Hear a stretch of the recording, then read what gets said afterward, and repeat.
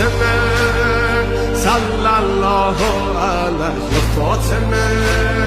صلی الله علیه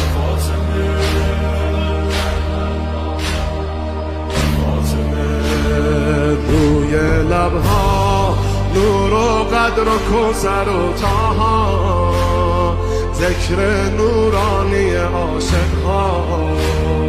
تسبیحات حضرت زهرا الله اکبر این همه جلال الله اکبر این همه شکوه الله اکبر در راه علی فاطمه ایستاده مثل یک کوه میدونم که راز شهادت این اشکا رنگ خدا میگیرم من با